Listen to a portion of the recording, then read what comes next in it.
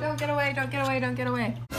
Hey everybody, welcome back to my channel. I'm going to be doing a collaboration with one of my favorite fish channels ever. Long before I started YouTube, long before I started collecting tarantulas, I collected male betta fish. PECKTEC is a channel that I watched all the time and I really love his reviews. I love his aquariums. He has a lot of great advice and his videos are really good. They are literally goals. Like, he edits so good. Once I started my YouTube channel, it was a goal of mine to collaborate with YouTubers that I know and love and am familiar with. Of course, he doesn't do tarantulas at all, but he was nice enough to agree, probably out of pity, but that's fine. And I just thought we'd go ahead and do a small water change while I interview him because I need to do it. Okay, let's get started. Hello Tarantula Cat viewers, my name is Sean. I go by PECKTEC on YouTube. I make kind of wacky fish videos and things around that nature.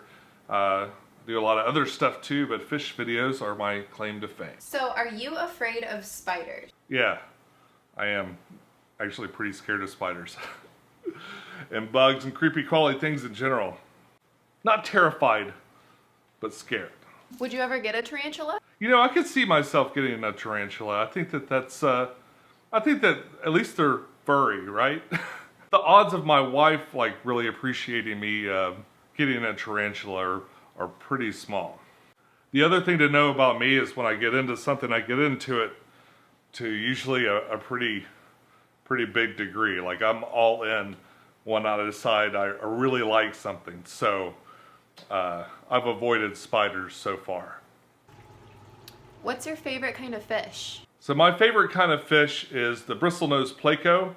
Especially love the colored ones, and the thing I like about them is they just look almost like sea monsters with all the little gnarly bristles. How many fish tanks do you have? Right now I have 12 fish tanks, but they range from like really big, like the 210 gallon, to the really small, like a 2.5 gallon tank. You guys, we have a special guest. This is a spooky looking spider. Oh no, we have to catch it. No, don't get away, don't get away, don't get away. Go on there.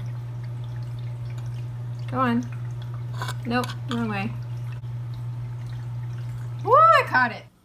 So yeah, their venom isn't going to be unless you're prone to allergic reactions, but it's the fact that they do scavenge on like dead bugs that they get like secondary infections and stuff, which can make you sick.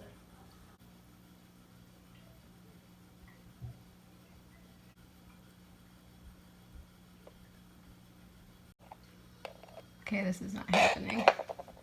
We tried. Do you prefer planted aquariums? Why or why not? Do I prefer planted aquariums? Yes, I absolutely. Planted aquariums are the way to go. I try not to do an aquarium that doesn't have plants. I don't think I have any aquariums that don't have plants of some sort. They all have a role to play in a really healthy tank. So I definitely prefer them. They help pull out some of the stuff like the fish waste and other things, heavy metals and stuff in the water. They help with that too. They really filter the water to a degree. You can't rely solely on plants in most scenarios. Some people can, but the more dense your plant growth, the healthier the aquarium is. And that's something that's been a trick that's been true for years and years. So many people don't know that. I mean, if you could take an aquarium and just make it a great planted tank, whatever fish you put in there is going to benefit from it. So, and especially works well if you get fish or shrimp or invertebrates or other things that live in water that are really super compatible with keeping planted tanks. Shrimp are a great example. Shrimp tanks and stuff, you can have really super heavy planted tanks, throw a bunch of shrimp in there, they love it, they'll breed like crazy, and then they in turn maintain and stimulate all the leaves as they graze upon everything in the tank. It's pretty cool. Do you prefer freshwater or saltwater aquariums? Me personally, I prefer freshwater aquariums because of the plants that we talked about earlier. They also tend to be a little bit less expensive and kind of a whole lot less fussy. If you're doing a fish-only tank, saltwater aquariums are not really difficult to keep.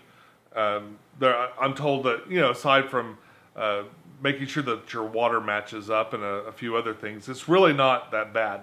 But I never do fish-only tanks. My tanks always have another element that kind of incorporates nature, and for me, freshwater is the way to go. What other aquatic creatures do you keep besides fish? Well, besides fish in my tank, I keep shrimp. I've had frogs before, snails, and things like that. Nothing too crazy. Had a crab once. He didn't live very long, but he was cool. Do you like to keep bettas?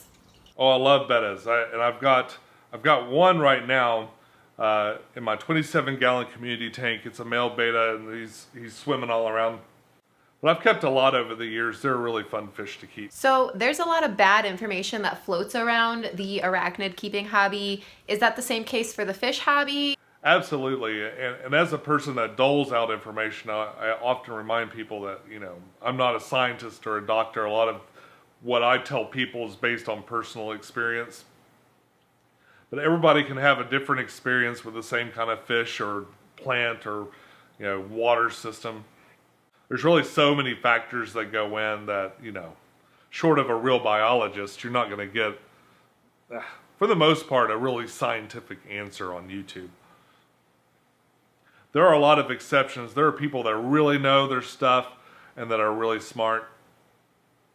I'm not one of those people. But the rule for the internet should always be, you know, get at least 3 sources.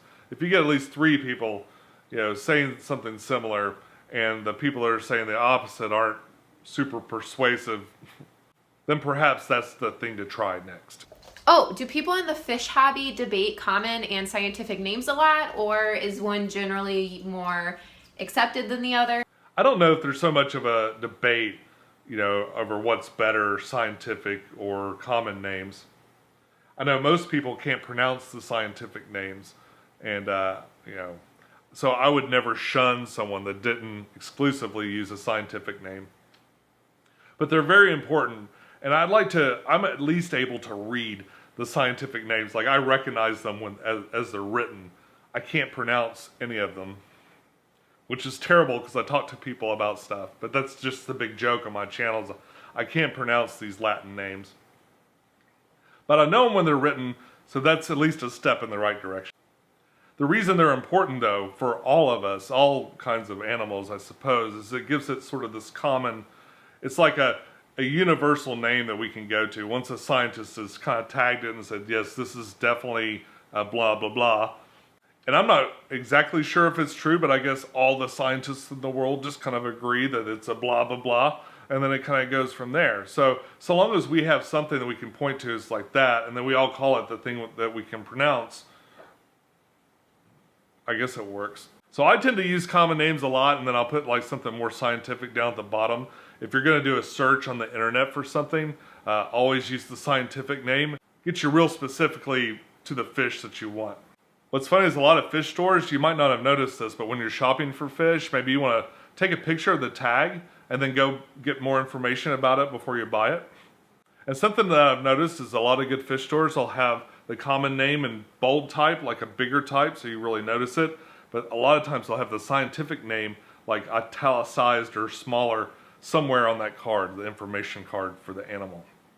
Always search by the scientific name. It really makes a huge difference. So thank you so much, PECKTEC, for answering all of my questions. I really appreciate you agreeing to do this, and I hope that you get a tarantula. I think you would love it.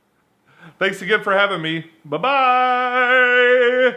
Make sure to head over to PECKTEC's channel. I will be posting a link below. He did a video interviewing me, and he asked me some really good questions. So head over there now and check it out. Comment and tell him that I sent you there. Thank you guys so much for watching. I hope you enjoyed this. I have an expo this weekend. October 21st is the Show Me Snakes show.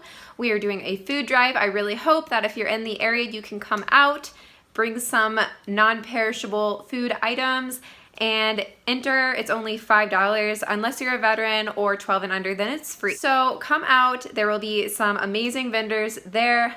I'll be recording. You can expect that video probably Monday, and I do have one planned edition. Bye! The dance part. You gotta put some funky music on this, okay? So I'm not just like having problems.